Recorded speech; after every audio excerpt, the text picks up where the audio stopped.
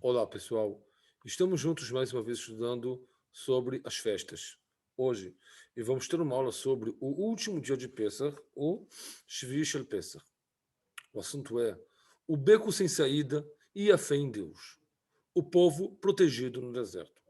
7 nuvens de glória cercavam o povo de Israel na saída do Egito. 4 nuvens dos 4 lados, norte, sul, leste e oeste. Outra nuvem estava sobre eles para protegê-los do sol e do vento. E outra nuvem estava a seus pés para que não se não firam com os espinhos, cobras e escorpiões e outras pragas que estavam no deserto. Outra nuvem diante deles, tirando todos os possíveis obstáculos, vales, montanhas, para não dificultar a passagem no deserto, e etc. O povo de Israel andou pelo deserto totalmente protegido por um navio de nuvens. Um dos lugares que estavam estacionados chamavam de Sucot, cabanas, pois estavam sentados calmamente, parecendo estarem numa sucá protegida. Todas as noites, uma coluna de fogo os procedia e espalhava uma luz brilhante, como a luz do dia, sem que houvesse diferença entre o dia e a noite. Um vento do norte não soprava durante os 40 anos em que o povo de Israel estava no deserto, para que as nuvens da glória não se dispersassem. A perseguição dos egípcios. Deus colocou na mente do faraó e de seus servos a ânsia de perseguir o povo, um passo inconcebível na lógica humana. Na praga dos primogênitos, o próprio faraó se levantou no meio da noite e chamou a Moshe e Aaron e implorou a eles: deixem meu país. Eles, ele nem lhe dava tempo para preparar toda a estrutura para o caminho. Os egípcios também pediram que partissem de lá imediatamente, por receio de ser atingidos dessa terrível praga. Desse modo, como é possível, em poucos dias, simplesmente trocarem de opinião, esquecendo todas as pragas recebidas alguns dias antes?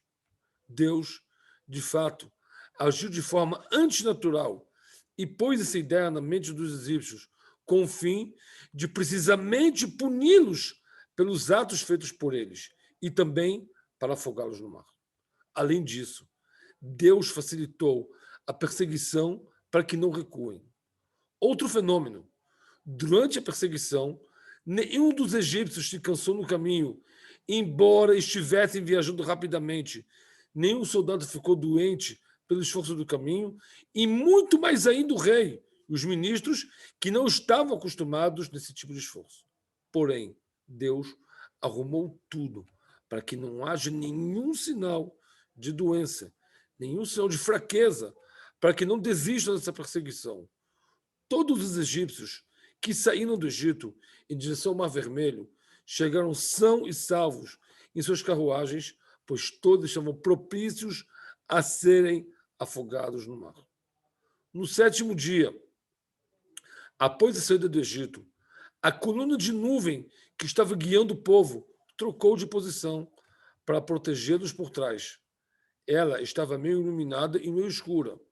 A metade escura estava direcionada aos egípcios e a metade iluminada estava direcionada ao povo de Israel. A escuridão era apalpável, como na praga da escuridão. Os egípcios, que estavam sentados, não podiam ficar de pé, e os de pé não podiam se sentar. Um raio de luz iluminava de vez em quando a direção do acampamento do povo de Israel, demonstrando que o povo de Israel estava comendo, bebendo, regozijando, enquanto os próprios egípcios nem sequer podiam se mover. Esse sofrimento foi medida por medida, olho por olho, dente por dente, pois os próprios egípcios escravizaram o povo de Israel com trabalhos forçados, enquanto eles próprios se sentavam e se divertiam. Os egípcios dispararam flechas e lanças para atingir o povo de Israel. Contra 300 egípcios havia um judeu. Naturalmente, até se cada um dos egípcios lançasse um punho cheio de terra, provavelmente enterrariam vivos a todo o povo de Israel. E mais ainda, ao lançarem lanças e flechas. Porém, Deus fez um milagre e a nuvem que os separou dos egípcios serviu como escudo perante as flechas e as lanças, servindo como um bumerangue. E aí o povo entra no Mar Vermelho. Quando o povo de Israel entrou no mar e a água chegou até seus narizes, Deus realizou o milagre da divisão do Mar Vermelho. No início, a água se congelou e secou por ordem divina. Em seguida, o mar foi dividido. Na hora da divisão, o mar soou tão alto quanto o gemido do leão. Esse som foi ouvido no mundo inteiro. Consta na Torá Shmot, capítulo 14, Passuco 21. E se dividiram as águas. Não está escrito se dividiu o mar.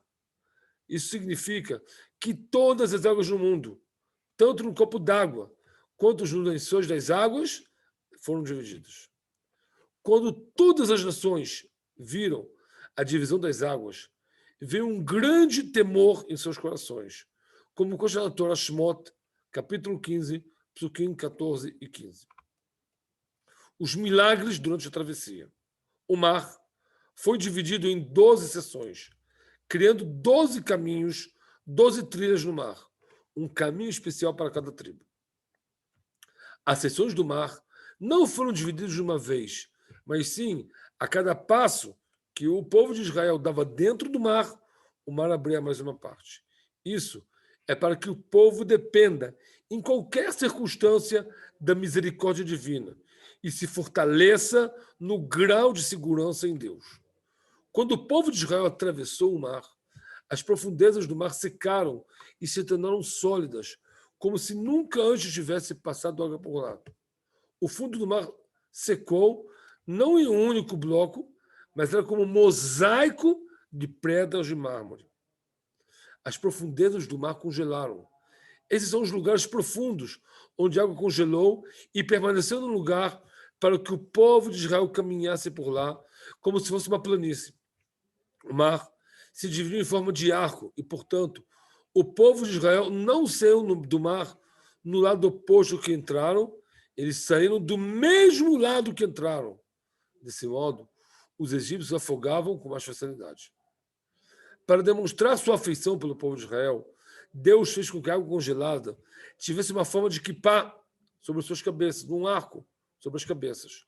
As paredes que separavam entre as trilhas de cada tribo eram feitas de safiras, diamantes puros, e pareciam janelas com uma pedra preciosa.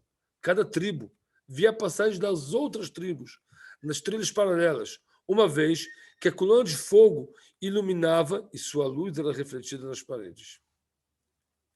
Durante a travessia do mar, as crianças começaram a chorar, pedindo comida. Imediatamente, Deus fez aparecer árvores frutíferas dos dois lados de trilha de cada tribo. Do mar saiu água doce e o povo de Israel bebia dessa água. Os egípcios, que estavam sofrendo com a sede, beberam dessa água e desmaiaram. Havia pessoas fracas e pessoas idosas no povo de Israel, que, segundo a natureza, passaria muito tempo até que atravessassem o mar. Porém, Deus fez vários milagres, e entre eles, que as pessoas passaram na mesma noite o mar com bastante facilidade. As águas congelaram e ergueram paredes tão altas que todos os povos, em qualquer lugar do mundo, viram as paredes e ficaram assustados com esse fenômeno. O vento soprou das duas ações contraditórias. Por um lado, congelou as águas para que o povo de Israel passasse. E, por outro lado, derreteu o gelo para afogar os egípcios. Um milagre dentro de outro milagre. Deus fez diversos milagres, porém esses milagres se vestem com uma roupa natural, para que a pessoa possa ter o livre-arbítrio. Portanto, Deus fez com que o vento soprasse todo dia e toda noite, para que as paredes das águas se mantessem erguidas e não caíssem. Qual foi o comportamento, então, dos egípcios durante a travessia? Os egípcios perseguiam o povo de Israel, entraram no mar, e aqui também ocorre um grande milagre. Os egípcios ficaram cegos, pensando que o mar era o deserto. Naturalmente, eles tiveram que voltar para trás ao chegar na beira do mar. sabendo que o milagre de abertura do mar era somente para o povo de Israel. Porém, a Torá escreve nitidamente, Shemot, capítulo 14, passo 4, e fortaleci o coração do faraó e perseguirá. Isso foi um castigo feito, medida por medida, por ter afogado os renéis do povo de Israel no mar. Os egípcios também perderam o senso da audição e não ouviram o som do mar. Eles também não sentiam o cheiro do mar, pois este havia sido iluminado. Ao passarem no mar, as paredes das águas congeladas caíram sobre eles e os mataram. Os egípcios se moviam como morcegos e não percebiam que estavam entrando no mar. Nessa escuridão densa, pensavam que o povo de Israel estava andando nas margens da praia e não entrando no mar. Qual foi então a conduta divina com os egípcios após a travessia? Quando a manhã iluminou o mundo, os egípcios viram a situação e perceberam que estavam num beco sem saída. A coluna da nuvem transformou o chão do mar, o piso do mar, em barro, e os egípcios simplesmente se afogaram nele. Foi um castigo dado, medida por medida, ao terem forçado o povo de Israel a se ocupar com barro durante a escravidão.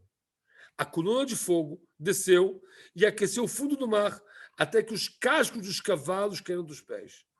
Deus puniu tanto na coluna de nuvem que transformou o fundo de mar em barro, como na coluna de fogo que ferveu o barro. Além disso, pedras e brasas de fogo e granizo caíram do céu. Deus removeu todas as rodas, uma das rodas das carruagens dos egípcios. Quando os egípcios viram a deterioração iminente, quiseram retornar à terra, porém a carruagem estava sem roda. Foi arrastada para as profundezas do mar. Os egípcios tentaram usar magia para sair do mar. E eles já viram até começando a sair. Até que veio o ministro do mar e disse: um depósito dado a mim por Deus, eu vou deixar que saia com facilidade. Imediatamente, as carruagens começaram a girar de um lado para o outro e derrubavam os cavaleiros das profundezas. A maioria dos egípcios caiu das carruagens e não conseguiram levantar, pois ficaram pesados como chumbo. É lógico que os egípcios, que ainda não entraram no mar, fujam e retornem à terra quando viram a água ameaçando inundá-los. Mas, milagrosamente, eles fugiram para onde? Fugiram para o mar. Aqueles que já estavam no mar tentaram voltar, mas os cavalos não quiseram voltar. Pelo contrário, entraram na água com força, como se tivessem estimulados para perseguir o povo de Israel naquela direção. Havia também egípcios que se afundaram na lama e não conseguiam se mexer. De modo geral, água congelada derrete lentamente, mas aqui a água derreteu de uma vez só, afogou os egípcios como se nunca tivessem sido congelados. O mar era forte e sólido, como uma rocha, quando o povo de Israel passou por ele. E logo, quando terminou a passagem pelo mar, a água derreteu de modo que nenhum egípcio foi salvo, exceto o rei, exceto o faraó. O povo então estava num beco sem saída. A água retornou às suas fundações e fechou o mar. Nos céus, houve uma reclamação do acusador, dizendo: por que salvarei o povo de Israel mais do que os egípcios, uma vez que os dois são idólatras? O povo de Israel estava em um momento de perigo, aprisionados no mar. Moisés, o Senhor do universo, como o povo de Israel será salvo nessa situação? Deus disse: eu farei um milagre para eles. E ele ergueu o povo de Israel, de modo que ficaram pendurados e flutuavam no ar até que eles vieram à terra. Haviam incrédulos no povo de Israel que reclamavam a Deus, apesar dos milagres. Eles diziam o seguinte: qual é a utilidade do Mar Vermelho? É possível que, quando deixarmos o mar de um lado, os egípcios apareçam do outro lado? Mesmo assim, Deus o salvou e fez mais um milagre para enaltecer seu nome grande. A vingança final. Deus ordenou que a terra do Egito subisse acima, de modo que ali permaneciam e vissem os egípcios caindo no mar. Eles também foram punidos como seus amigos no mar. O mar saiu da fronteira, chegou no Egito para afogar os que estavam no Egito. Todos viram que a mão de Deus estava agindo contra eles de maneira inatural. Os egípcios não morreram no mar, mas eles ainda estavam vivos quando o mar os emitiu. Isso foi feito para que vissem com seus próprios olhos que todo o povo de Israel foi salvo do mar, o que causaria grande tristeza. Isso também foi feito para que o povo de Israel reconhecesse seus inimigos e os espancassem por tudo que eles haviam feito no Egito. No trabalho árduo do Egito, os invasores egípcios estavam no comando dos policiais judeus e os espancavam por livre espancada à vontade por cada tijolo que faltava na cota diária. Agora, cada um chega ao seu castigo e recebe o que ele merece do policial judeu. E só então ele morre. Como foi então a salvação do faraó? Faraó foi salvo desse maremoto. Houve um grande milagre em seu resgate. Ele conduziu a entrada do povo no mar de modo que a água o tivesse atingido primeiro. E ele deveria ser o mais ferido. Ele foi salvo para anunciar e divulgar a grandeza de Deus. Além disso, o faraó se arrependeu enquanto estava no mar e contra o que ele estava dizendo no início das pragas. Ele disse no início da praga: quem é Deus que eu vou escutar a voz dele? Agora o faraó disse: quem é como você nos outros deuses, Deus? Mi kamor bailim Hashem. Deus fez que o faraó não retornasse ao Egito. Ele foi o rei da cidade de Nínive, cidade na qual o profeta Yoná recebeu profecia para que se arrependam e que, em consequência, o profeta fugiu ao mar. Na Minhá de Yom Kippur é lida essa passagem. Os tesouros do mar. O povo de Israel ficou muito rico ao vender copos de água aos egípcios na praga do sangue e também por pegarem os pertences dos egípcios na saída do Egito e também por causa dos tesouros que Yosef coletou. Para que saibamos as grandiosidades desse milagre, o povo de Israel não perdeu nenhum centavo no mar. Quando o povo de Israel saiu do Egito, tomou os pertences do povo egípcio, mas não da corte real. Quando os egípcios perseguiram o povo de Israel, Faraó decorou todas as carruagens com pedras, joias, ouro e prata. Seu objetivo era aumentar a motivação do seu povo na perseguição ao povo de Israel. Todo esse bem foi conquistado pelo povo de Israel. Deus decretou que o mar simplesmente expelisse todo o equipamento dos egípcios, que estavam cheios de dinheiro, ouro, boas pedras, lanças, toda a abundância veio diretamente para as mãos do povo de Israel. Segundo o que consta no Shir Hashirim, o tesouro trazido do Egito era considerado como prata em relação ao tesouro que o mar expeliu.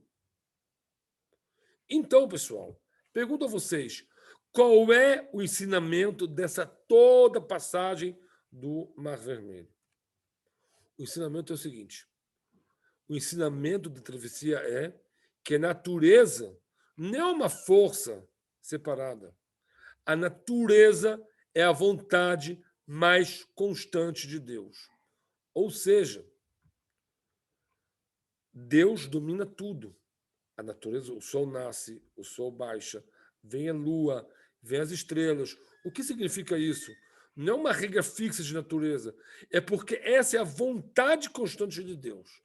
Porém, pessoal, quando Deus quer, segundo a vontade dele, ele simplesmente pega a natureza e muda totalmente segundo o que ele quer.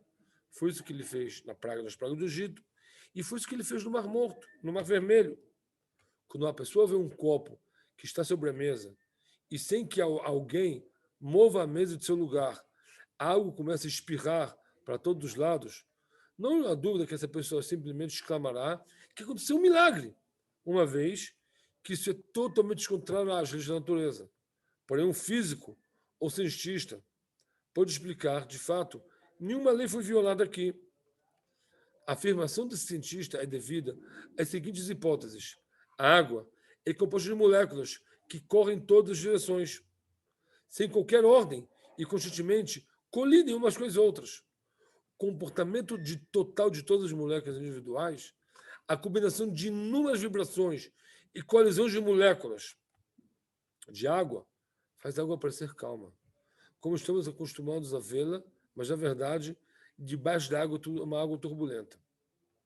No caso descrito, o topo da água no copo está em um estado onde todas as suas moléculas se movem juntas no mesmo segundo para cima. Essa situação não é impossível. Embora seja estatisticamente bastante comum, a probabilidade que o evento aconteça é muito próxima ao zero. Se esse fenômeno raro ocorrer, é possível. Esse fenômeno de ajuste simultâneo de tantas moléculas pode acontecer a uma, e assim, bilhões de anos. Não há violação das próprias leis da natureza. Devemos saber que na microesfera não há legalismo familiar para nós da física clássica. Os cálculos dos cientistas sobre o que acontece no mundo atômico são feitos por cálculos matemáticos da probabilidade de comportamento de um grande número de partículas. Todo evento que ocorre nessa esfera não tem a marca de uma lei permanente que possibilite prever o que vai acontecer. Só pode calcular chance general de uma ocorrência específica. O Criador do mundo e seu líder determinam o que acontecerá a qualquer momento. Embora as leis da natureza sejam estáveis e permanentes, e Deus raramente rompe suas estruturas a fim de criar um milagre sobrenatural, mas mesmo dentro dessa estrutura da natureza permanente, existe providência e supervisão. Divinas são muito... Existem a providência e supervisão divina, que são muito meticulosas, muito específicas. Se um evento particular ocorre nesse caso, nesse momento, ou seja, se uma certa doença prejudicou somente certa pessoa, que Deus não permita, é sinal que assim foi fixado pela providência divina. Aqueles que acreditam na supervisão divina devem adotar um princípio muito claro. Não há diferença se o milagre transcende a natureza ou se é feito dentro dela. A natureza do Mar Vermelho e esse milagre ocorreu apenas uma vez durante os milênios da história e foi precisamente no momento em que o povo de Israel necessitava daquela salvação. No momento seguinte, a água voltou ao normal e afogou o exército do faraó. Esse fato aumenta as dimensões do milagre miraculoso, mesmo sem levar em conta a questão de que maneiras sobre as quais circunstâncias ocorreu. De modo geral, a totalidade dos fenômenos que são absorvidos por nossos sentidos chamamos de natureza. A experiência da vida humana levou a uma generalização que chamamos de leis da natureza. Quando as pessoas percebem que certo objeto cai no chão e assim fizeram mais e mais objetos, passaram a generalizar que todos os corpos são atraídos pela Terra. E você tem uma lei da natureza. Usando experimentos, você pode definir regras de conduta quantitativas e dar a elas o nome lei da gravidade. Não há prova científica de que essas leis existem. E não há explicação científica ou prova de que elas são permanentes. As ciências naturais são baseadas numa suposição inicial, que não foi provada, de que as leis da natureza existem em todos os momentos e todos os lugares. Por isso, pessoal, estamos vendo que aqui no Mar Morto, no Mar Vermelho, o mar abriu em certo momento e fechou imediatamente, é porque a natureza é a vontade mais constante de Deus. Portanto, pessoal, vamos se aproximar de Deus, seguir sua vontade, seguir sua natureza e seu serviço divino, para que cada vez mais possamos nos aproximar de Deus. Muito obrigado.